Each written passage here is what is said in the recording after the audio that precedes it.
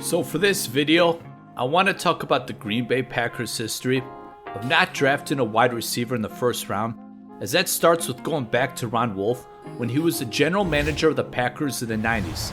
Moreover, I also want to look at Ron Wolf's disciples and their first round draft history as an NFL GM in regards to the wide receiver position. Those disciples that I'll mention in this video include Ted Thompson, John Schneider, John Dorsey, Reggie McKenzie, and Brian Gutekunst. And then in addition, I want to take a look at the first round draft record of Andrew Reid and Mike Holmgren. Now, although they were both head coaches, they're also the GMs for some time during their head coaching tenures, as both Reid and Holmgren coached in Titletown from 1992 to 1998, with Holmgren being the head coach during that time frame. So with the names I mentioned, I think it's interesting looking back at their draft records to see how much influence Ron Wolf had, as I also want to make some points. So for every draft, it seems like people are wanting the Packers to draft a wide receiver in the first round. I grin at mock drafts when they had the Packers drafting a wide receiver or running back in the first round, because that's not the philosophy of Green Bay. And it all started with Ron Wolf in the early 90s. So Ron Wolf began his tenure as Green Bay's GM, drafting players from 1992 to 2000, and did a phenomenal job making Green Bay one of the best NFL franchises in the 90s that included a Super Bowl victory.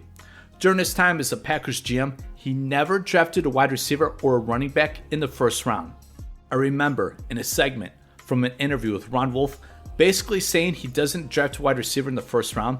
I wish there was an explanation as to why he said that in that segment, but later on I saw Wolf basically saying that more mistakes are made on wide receivers in the first round. I also want to mention that according to former NFL executive Michael Lombardi, Bill Walsh, he never liked drafting wide receivers in the first round either. Now I'm paraphrasing this, but basically Lombardi, he said Walsh thought your team has to be good everywhere else before drafting wide receiver in the first round, because if your team is not good, that wide receiver drafted in the first round can cause problems. Now I know Walsh, he drafted Jerry Rice in the first round in 1985, but that was after his team went to 15-1 with the Super Bowl victory in 1984. So, here are Ron Wolf's first round picks while being the Packers GM from 1992 to 2000. As you can see, no wide receivers or running backs drafted in the first round. However, a tight end was drafted in Bubba Franks. Now Brett Favre, he's always had a great rapport with his tight ends, and Franks, he was a 3-time Pro Bowler. But with this selection, I wonder if Franks was drafted in the first round more because of his blocking ability. So help me with this, Packers fans or whomever, as I'm someone who isn't good at noticing at how well a tight end blocks. So I had to go off some articles and reports, which several of them gave high praise for Franks' ability to block. Okay, so after Ron Wolf, Mike Sherman, he was the head coach and the GM of the Packers, and did take a wide receiver in the first round of Javon Walker in 2002. Now, I wouldn't call Sherman a Ron Wolf disciple, but the GM I want to mention next is Ted Thompson, who took over as a Packers GM in 2005 and would be the GM in Titletown until 2017. So first, I want to show Thompson's work experience as an executive. And as you can see, Thompson had various personnel positions under Ron Wolf in the 90s. And here are Ted Thompson's first round picks during his time as a Packers GM. As you can see, no wide receivers or running backs taken in the first round. He was able to get really solid wide receivers in rounds 2 and 3 like Greg Jennings, James Jones, and Jordy Nelson, and Devontae Adams. And I just want to mention that this list is from Pro Football Reference, as the names in bold are active players, as this video is being made in 2024 prior to the NFL draft.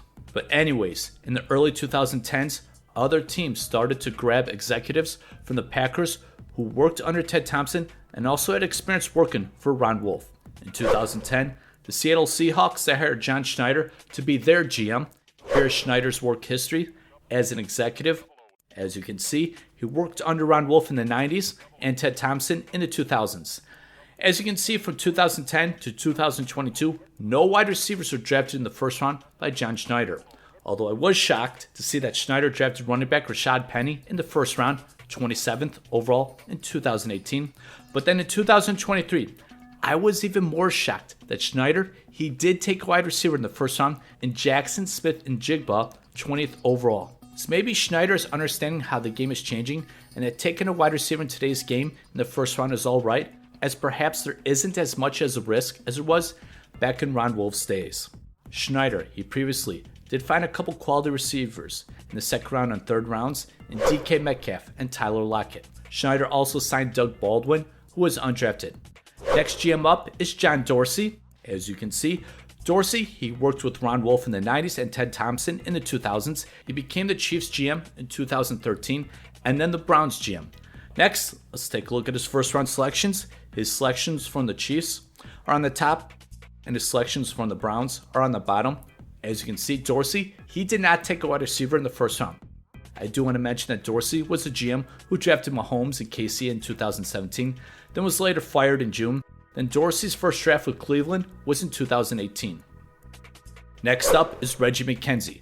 So prior to becoming the Raiders GM in 2012, McKenzie spent his entire executive career with Green Bay beginning in 1994 as a pro personnel assistant.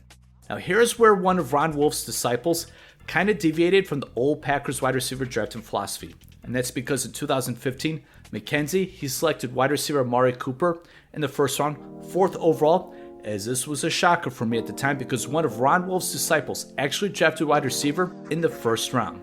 Now I'm not saying it was right or wrong, you're the GM, it's your philosophy, your plan. And Amari Cooper, he was a productive pass catcher for the Raiders. But looking back, I think it's interesting how much of the GMs I mentioned previously really stuck to that idea they learned from Ron Wolf of not drafting a wide receiver in the first round, which brings me to the last GM to mention before I get to the head coaches, and that GM is Brian Gutekunst, who is currently the Packers GM. He spent a little time with Green Bay while Ron Wolf was a GM, but really spent much of his career learning from Ted Thompson.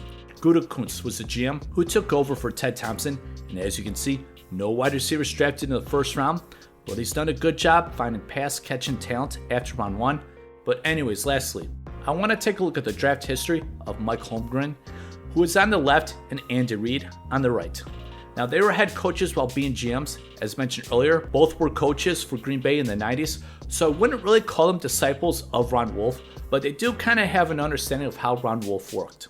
First, with Mike Holmgren, very different than Ron Wolf, as he drafted a running back, a very good one in Sean Alexander, a wide receiver, and a pass-catching tight end who I know wasn't known for his blocking.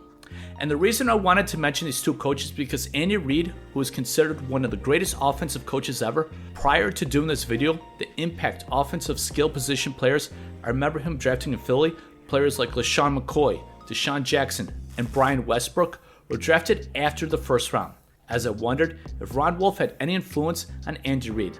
Now I remember Jeremy Maclin, a wide receiver drafted in the first round, which is why I wondered about that Wolf influence, but then I forgot about Freddie Mitchell, who was a wide receiver that Andy Reid did draft in the first round.